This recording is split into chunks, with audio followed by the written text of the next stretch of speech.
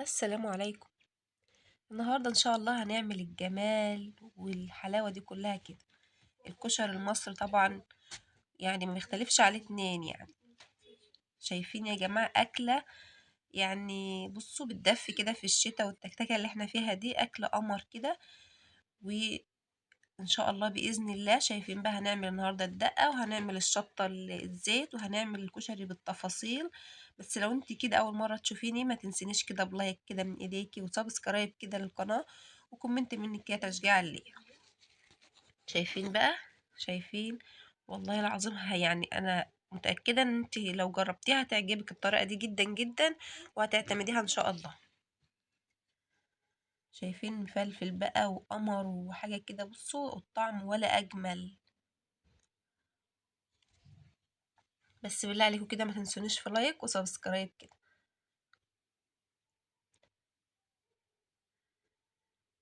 شايفين يا جماعة الدقة والشطة والكشري بقى، يعني مقولكوش على الطعم بقى. يلا نسمي الله كده ونشوف المقادير وطريقة التحضير. بصوا يا جماعة، هو الكشري عشان تاخدي الطعم المظبوط بالظبط، يعني مش هنعمله في حلة واحدة. حلة واحدة دي أنا جربتها مش بتبقى يعني الطعم زي اللي بنجيبه من بره خالص. فهنعمل كده كل حاجة لوحدها عشان تاخدي نفس الطعم. أول حاجة بنبدأ بيها البصل. طبعا معانا كده بصلتين أو 3 كبار كده، طبعا البصل غالي بس مش مشكلة يعني. وبنقطعهم كده. احنا مش كل يوم هنعمل كشري يعني. بنقطعهم كده حلقات كده. وطبعا بنبدره كده بمعلقتين من النشا. ومعانا كده زيت. اول حاجه بنبدا بيها البصل عشان هنحتاج الزيت بتاعه في كل حاجه. تمام زي ما انتم شايفين كده. بنطلعه بقى بعد ما ايه، يعني بعد ما يحمر بقى. ومعايا كده خدنا زيت كده من بتاع تحمير البصل. وبنحمر بقى فيه كده الشعريه. هنعمل رز على شعريه. نحمر كده الشعريه، نقلب لحد ما تحمر كده وننزل بالرز. كل سنه وانتم طيبين يا بنات، اذكروا الله كده. لا إله إلا الله ولا حول ولا قوة إلا بالله. اللهم بارك لنا في رجب وشعبان وبلغنا رمضان يا رب، واحنا في أحسن حال، اللهم آمين. زي ما انتم شايفين كده حطينا الرز وبنقلب بقى كده وهو على النار عشان ايه يبقى مفلفل كده شوية. وبعد كده بنحط عليه طبعا العقد بتاعه بتاع المية والملح. ويعني بنغطي عليه رز على شعرية عادي خالص. كلنا بنعرف نعمله. زي ما انتم شايفين كده.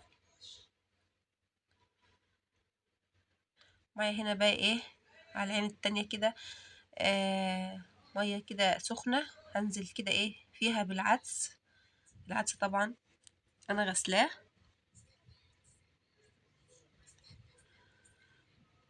وهنا كمان هنعمل بقى كده ايه الصلصة هنا معايا بقى بصلاية كده.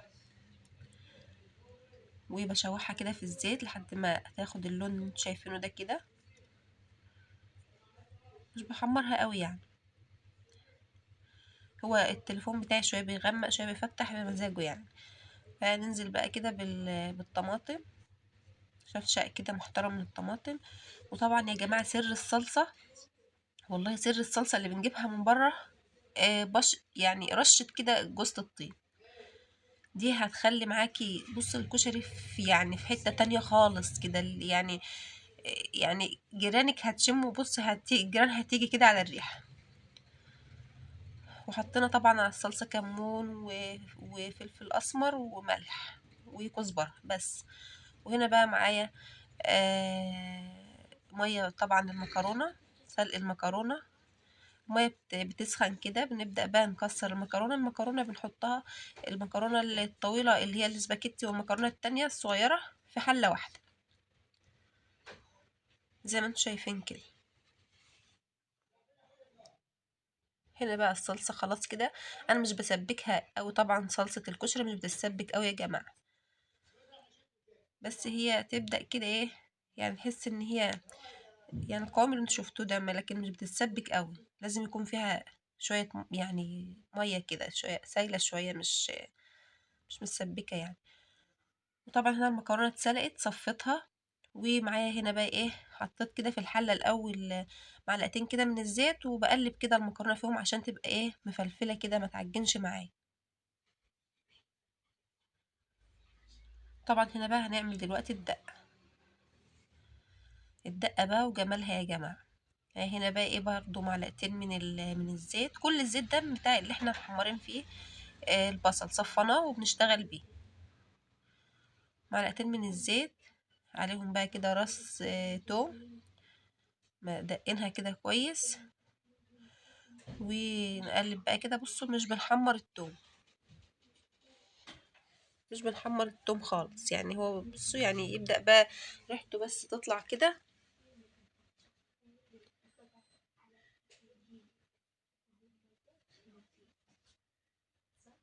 يبدأ بس كده ان هو يعني نحس ان هو اتشوح كده وريحته طلعت، تنزلي بقى عليه ايه بنص معلقة كده، نص كوباية عفوا من الخل، وكوباية من المية.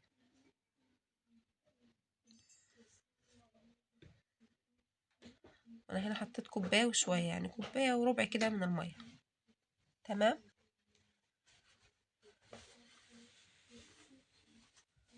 هنحط عليه بقى ايه معلقة كده صغيرة من الكمون، ومعلقة من الكزبرة صغيرة برضو، ونقلب كده ونسيبه كده يغلي مع بعضه لحد بقى ما تشم الريحة الجميلة بقى. بس كده وبنطفي عليه. هنا بقى دلوقتي هنعمل الشطة بتاعت الكشري اللي هي شطة الزيت. معايا هنا برضو معلقتين من الزيت،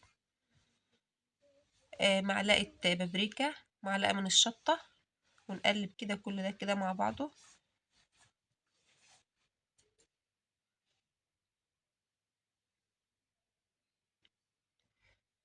نقلب كده كويس كده لحد برضو ما تحس ان هو يعني طبعا ريحتهم برضو بدأت تطلع كده. هننزل بقى ايه بمعلقتين كده من التخديعة بتاعت او الصلصة بتاعت الكشري، نفس الصلصة اللي احنا عاملينها دلوقتي يا جماعة. يعني هننزل بيها ايه هننزل معلقتين كده منها على الشطة، وهنزود بقى مية عادية خالص. بس كده بالشكل اللي انتوا شايفينه ده. هتغلي بقى برضو هنزلها.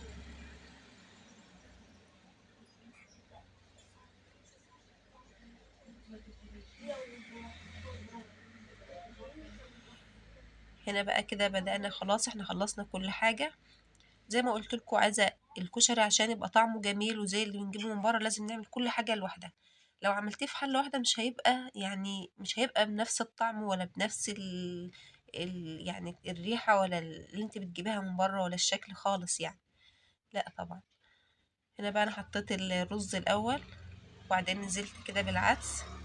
بصوا يا جماعة، الحمص اللي بيحب الحمص يجيب، احنا مش بنحب الحمص. يعني انا عندي ما حدش بيحب الحمص فعشان كده مش بجيبه. لكن الحمص لو بتحبيه هتجيبيه برضو تسلقيه، ويعني مش صعب ولا حاجة. زي ما انتم شايفين كده، حطينا هنا برضو اللي هي المكرونة، ومعايا هنا البصل بقى. طبعا نكتر البصل بقى، يعني البصل هو بصراحة اللي بيدي طعم كده للكشري جميل.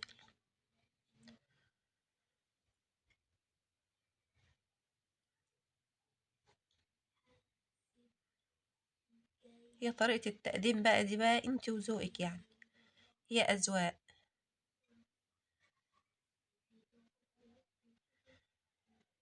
حط بقى كده ايه صلصة بقى كده.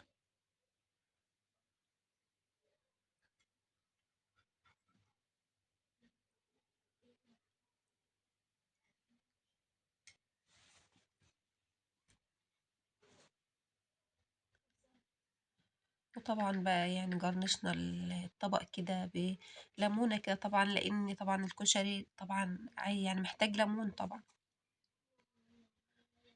ليمون برضو على الكشري يعني حاجة تانية. هنا بقى معايا الشطة كده والدقة. اللي محتاج بقى بيحط، يعني محتاج بيزود قدام. والله العظيم الطعم ولا يفرق عن اللي بره أي حاجة. وحاجة كده بصوا جربوه. أنا بقول لكم يعني متأكدة ان انتوا لو جربتوه بالطريقة دي هيعجبكم جدا جدا. وزي ما قلت لكم رشة جوز الطيب على الصلصة بتفرق جدا جدا، وهي دي سر الريحة اللي بتاعت المطاعم اللي بره.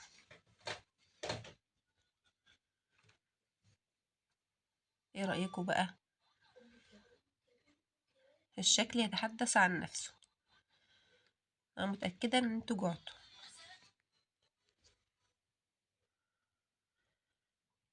متنسونيش بقى بلايك. مع السلامة.